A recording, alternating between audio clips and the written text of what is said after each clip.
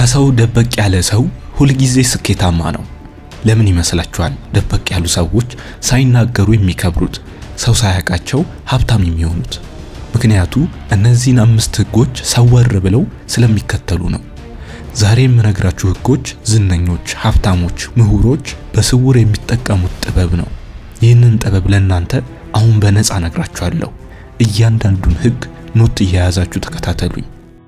አንደኛ፣ የማይታየው ጥላ ስልት ወይም በአካባቢ ካሉ ሰዎች በላይ መሆን። በአንድ ማህበራዊ ስብስብ፣ በስራ ቦታ ወይም በጓደኞች መሃል ስትገቡ መጀመሪያ የምታዩት ማንን ነው? ድምጹን ከፍ አድርጎ የሚናገረውን፣ ውድ ልብስ የለበሰውን፣ ወይስ እኔ ሁሉን ነገር አውቃለሁ እያለ መድረኩን ለመቆጣጠር የሚጮኸውን ነው? አብዛኛው ሰው ትኩረቱን የሚሰጠው ለእንደዚህ አይነት ሰዎች አይደለም። ነገር ግን ትልቁ የስነ ልቦና ሚስጥር እዚህ ላይ ነው። በእንደዚህ አይነት ቦታዎች ላይ እውነተኛ አደገኛና ኃይለኛ ሰው ማንም ትኩረት የማይሰጠው በጥላ ውስጥ ተሸሽጎ የተቀመጠውን ሰው ነው። ይህ ጥበብ የማይታየው ጥላ ይባላል። ደካማና በራሳቸው የማይተማመኑ ሰዎች በሄዱበት ቦታ ሁሉ እኔ እኮ እንዲህ ነኝ፣ ይህንን ያህል ገንዘብ አለኝ፣ ይህንን አውቃለሁ እያሉ ትኩረትና አድናቆት ለመለመን ይሮጣሉ። ራሳቸውን ከፍ አድርገው በማሳየት በሰዎች ላይ የበላይነት ለማግኘት ይሞክራሉ። ነገር ግን ሳያውቁት ራሳቸውን ትልቅ ስጋት አድርገው ስለሚያቀርቡ በዙሪያቸው ያሉ ሰዎች በሙሉ እንዲቀኑባቸው፣ እንዲጠረጥሯቸውና እንዲከለክሏቸው ያደርጋሉ። እውነተኛ ድብቅ ሰዎች ግን ፍጹም ተቃራኒውን መንገድ ይመርጣሉ። ወደ አዲስ አካባቢ ወይም ስብሰባ ሲገቡ ሆን ብለው ራሳቸውን ዝቅ ያደርጋሉ። በጣም ተራ፣ ምንም የተለየ ነገር የሌላቸውና እንዲሁም ምንም እንደማያውቁ ሰው ሆነው ይቀርባሉ። የለበሱት ልብስ፣ የንግግራቸው ቃና፣ የሰውነታቸው እንቅስቃሴ ማንም ሰው ትኩረት እንዲሰጣቸው የማይጋብዝ የማይታይ እንዲሆን ያደርጋቸዋል። ሰዎች እናንተን ምንም ወይም ከናንተ በታች አድርገው በራሳቸው አእምሮ ውስጥ ሲስሏችሁ ከናንተ ምንም አይነት ጥቃት ወይም ስጋት አይጠብቁም። በዚህ ጊዜ በዙሪያቸው ያሉ ሰዎች ሙሉ በሙሉ ዘና ይላሉ፣ ጭንብላቸውን ያወልቃሉ። የውስጥ ክፋታቸውን፣ እቅዳቸውንና እውነተኛ ማንነታቸውን በነፃነት ያሳያሉ። ይህ ስልት በአካባቢያችሁ ካሉ ሰዎች በላይ እንድትሆኑ ፍጹም የበላይነት ይሰጣችኋል። ለምን መሰላችሁ? እናንተ ስለነሱ ሁሉንም ሚስጥር ታውቃላችሁ። እነሱ ግን ስለናንተ ምንም የሚያውቁት ነገር የለም። በአንድ ጨዋታ ላይ የጠላትን ካርታ በሙሉ እያየ እንደመጫወት ማለት ነው። ጊዜው ሲደርስና አንድ ውሳኔ ማስተላለፍ ሲፈልጉ ወይም አንድ መስመር መያዝ ሲያስፈልጋችሁ ያለምንም ውጣ ውረድና ያለምንም ተቃዋሚ በዝምታ ታሸንፋላችሁ። ማንም ሳይሰማችሁ፣ ማንም ሳይከለክላችሁ መረባችሁን ትዘረጋላችሁ። አስተውሱ፣ ሳይታወቅባችሁ ሰዎችና አካባቢውን በሙሉ ለመግዛት መጀመሪያ በሰዎች አእምሮ ውስጥ የማይታየውን ጥላ መሆን መቻል አለባችሁ። ሁለተኛ፣ ሳይጨርሱ የመተው ጥበብ። የሰው ልጅ አእምሮ ሙሉ በሙሉ ለመቆጣጠርና ሌት ተቀን ስለናንተ ብቻ እንዲያስብ ለማድረግ ከፈለጋችሁ አንድ ታላቅ የተፈጥሮ ህግ ማወቅ አለባችሁ። የሰው ልጅ አእምሮ ያልተቆለፈ በር፣ ያልተፈታ እንቆቅልሽና ሳይጠናቀቅ የተተወ ታሪክ ካየ ፍጹም እረፍት አይሰጠውም፣ እንቅልፍ ያጣል። ይህ በስነ ልቦና ዓለም ውስጥ የዛይጋርኒክ ተጽዕኖ ይባላል። አእምሯችን ያልተጠናቀቁ ነገሮችን ሁልጊዜ ክፍት አድርጎ ስለሚያስቀምጣቸው እነዛን ነገሮች እስካልጨረሰ ድረስ ደጋግሞ ያንን ምስል ያመላልሳል። ድብቅ ሰዎች ደግሞ ይህንን ድክመት ጠንቅቀው ያውቁታል። ለዚህ ነው ሳይጨርሱ የመተው ጥበብን እንደ ትልቅ ማግኔት የሚጠቀሙበት። አብዛኛው ተራ ሰው ስለ ራሱ አዲስ ህይወት፣ ስለጀመረው ስራ ወይም ስላገኘው እድል ሲያወራ መጀመሪያውንም መሃሉንም መጨረሻውንም በአንድ ጀንበር ይዘረግፋል። ሁሉንም ነገር አውርቶ ሲጨርስ ግን በሱና በሰዎች መካከል ያለው ጉጉትና ክብር ወዲያውኑ ይሞታል። ምክንያቱም ሙሉ በሙሉ ተነቧል፣ ሚስጥርነቱ አክትሟል። እውነተኛ ብልህና ድብቅ ሰዎች ግን ሰዎችን በጉጉት የማሳበድ አስደናቂ ጥበብ አላቸው። ስለ ራሳቸው፣ ስለ እቅዳቸው ወይም ስለ ቀጣይ እርምጃቸው ሲያወሩ በጣም ትንሽ እውነተኛ ግን ፍጹም ያልተሟላ መረጃ ብቻ ነው ለሰዎች የሚናገሩት። ለምሳሌ በአንድ ጭውውት መሃል በዚህ ሳምንት ህይወቴን ሙሉ በሙሉ የሚቀይር አንድ በጣም ትልቅ ስምምነት እያደረግኩ ነው ይሉና ዝርዝሩን ከማን ጋር እንደሆነና ውጤቱን ሳይናገሩ ወሬውን ሆን ብለው ወደ ሌላ ተራ ጉዳይ ያዞሩታል፣ ወይም ደግሞ ስልካቸውን ዘግተው ዝም ይላሉ። ይህ ስልት በሰዎች አእምሮ ውስጥ ትልቅ የስነ ልቦና ማዕበል ይፈጥራል። እናንተ ሙሉ ታሪኩን ሳትነግሯቸው ጥሏችሁ ስለወጣችሁ የነሱ አእምሮ ያንን ታሪክ ለመጨረስ ሲል ብቻ ሌት ተቀን ስለናንተ ማሰብ፣ እናንተን መገመትና መመርመር ይጀምራል። ምን ሊያደርግ ይሆን? ያ ስምምነት ምንድነው?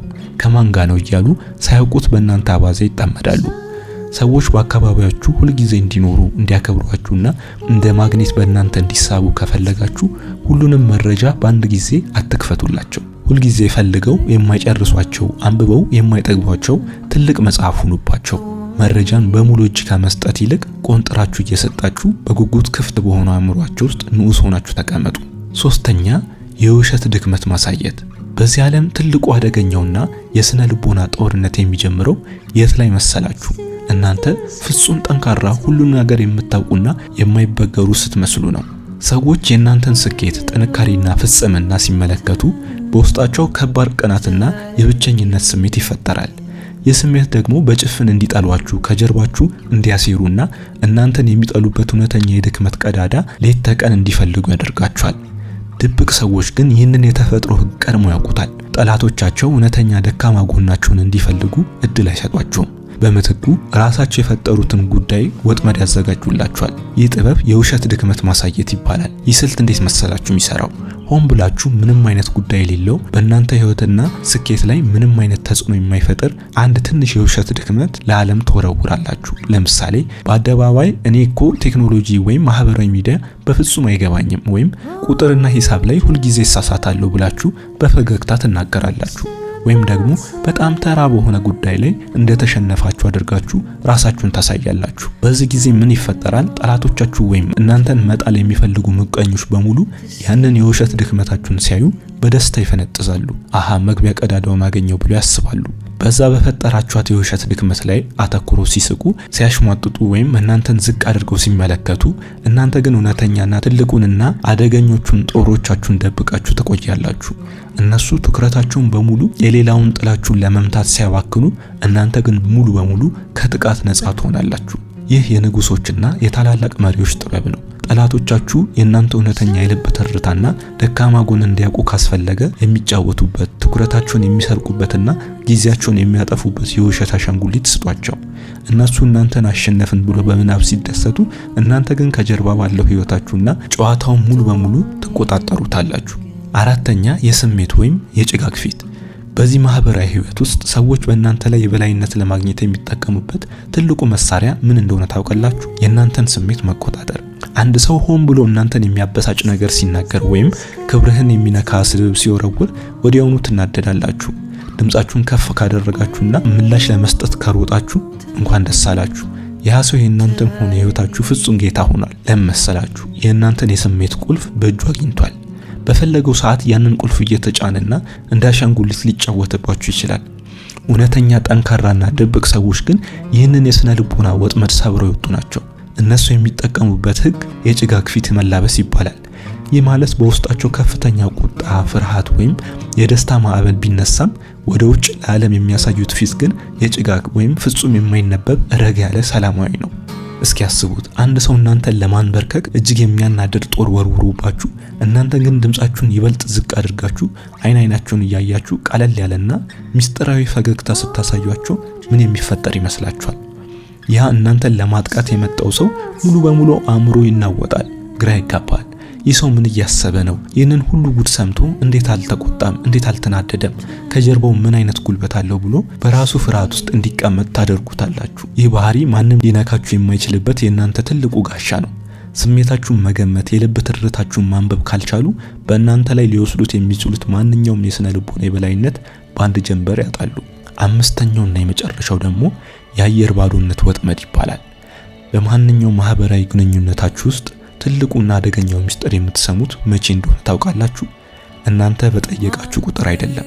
ሰዎች መረጃ ሲሰርቋችሁ፣ እቅዳችሁን ሊያወጡባችሁ ወይም እናንተን ሊያጠናችሁ ጥያቄዎችን በላያችሁ በሚያከታተሉ ጊዜ አብዛኛው ተራ ሰው ያንን ፍርሃት ለመሸፈን ሲል መከላከያ ወሬዎችን ይደረድራል፣ ራሱን ለማስረዳት ይሮጣል። ድብቅ ሰዎች ግን ፍጹም ገዳይ የሆነ ስልት አላቸው። እሱም የአየር ባዶነት ወጥመድ ይባላል።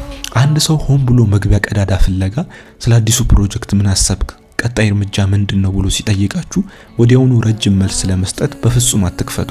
በምትኩ በጣም አጭር፣ ግልጽ ያልሆነና ደረቅ ምላሽ ስጡ። ለምሳሌ ጥሩ ነገር ነው፣ ጊዜው ሲደርስ ይታያል፣ ወይም አንዳንድ ነገሮችን እያየው ነው በሉና ወዲያውኑ ንግግራችሁን አቁሙ። ከዚያም አይናቸውን እያያችሁ ፍጹም ዝም በሉ። በዚህ ጊዜ ምን ይፈጠራል መሰላችሁ? በእናንተና በዚያ ሰው መካከል በጣም ከባድና ምቾት የሚነሳ የባዶነት ድባብ ይፈጠራል።